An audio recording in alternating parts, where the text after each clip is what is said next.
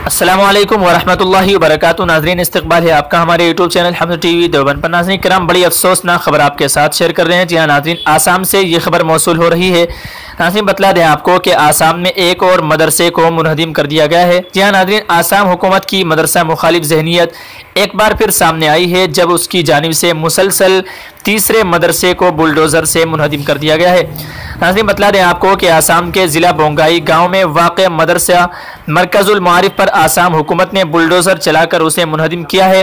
यह तीसरा मदरसा है जिसे आसाम हुकूमत ने मुबैना मुल्क मुखालिफ सरगर्मियों में मुलव्विस होने के इल्ज़ाम में मुनहदिम किया है, जबकि इस इल्ज़ाम में अभी तक मदरसे के असातिज़ा समेत 37 अफराद को गिरफ्तार किया जा चुका है।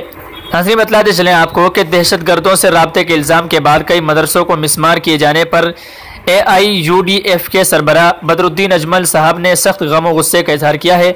उन्होंने कहा कि रियासत में लाखों स्कूल हैं, अगर कोई शख्स मुजरिम करार दिया जाता है तो सिर्फ उसी को गिरफ्तार किया जाता है। यही मदारिस के मामले में भी होना चाहिए और सिर्फ कसूरवार को ही गिरफ्तार किया जाना चाहिए।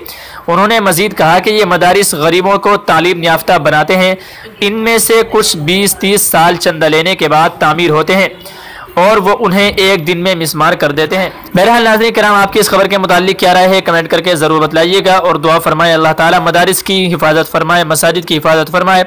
अस्सलामु अलैकुम वरहमतुल्लाहि वबरकातुहू।